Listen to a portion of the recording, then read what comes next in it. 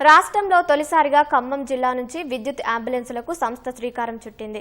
ఉప ముఖ్యమంత్రి విద్యుత్ శాఖ మంత్రి బట్టి విక్రమార్క చేతుల మీదుగా 32 వాహనాలను ప్రారంభించారు. వినియోగదారులకు నాణ్యమైన విద్యుత్ సరఫరా లక్ష్యంగా పనిచేసేందుకు ఎమర్జెన్సీ రీస్టోర్ టీం వాహనాలను ఉపయోగిస్తున్నామని ఈ సందర్భంగా టీజీఎన్పీడీసీఎల్ సీఎండీ వరుణ్ రెడ్డి వెల్లడించారు. అంతేకాకుండా త్వరలోనే రాష్ట్ర వ్యాప్తంగా అన్ని జిల్లాల్లో ఈ విద్యుత్ అంబులెన్సులు అందుబాటులోకి తీసుకొస్తున్నామంటున్న సీఎండీ వరుణ్ రెడ్డితో ఈటీవీ ముఖాముఖిలో చూద్దాం.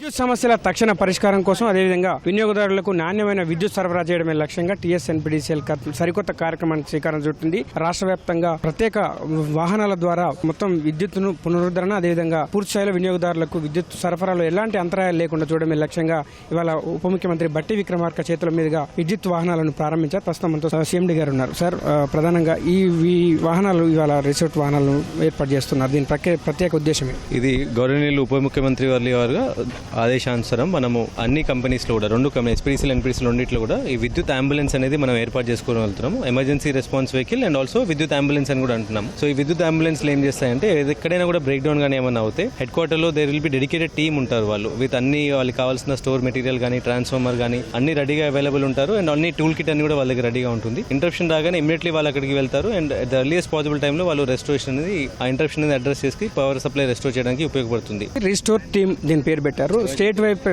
మొత్తం రాష్ట్ర వ్యాప్తంగా ప్రారంభిస్తున్నారా?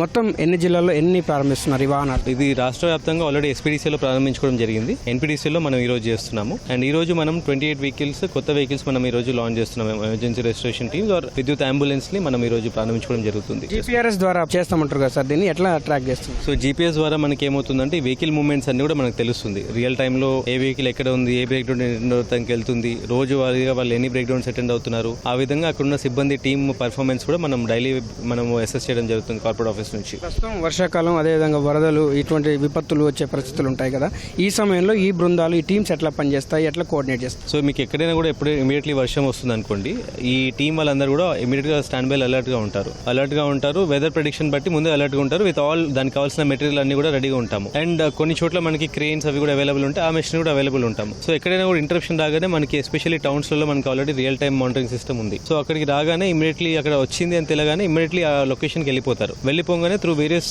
వేస్ వాళ్ళు ఎక్కడ ఫాల్ట్ అనేది ఇమీడియట్లీ వాళ్ళు లొకేట్ చేస్తారు. అక్కడ ఫీల్డ్ ఓఎన్ఎం సిబ్బంది కూడా ఉంటారు. వీళ్ళు అడిషనల్ సపోర్ట్ గా వెళ్ళి ఇమీడియట్లీ వాళ్ళు టేకప్ చేస్తారు రెస్టోరేషన్ కి.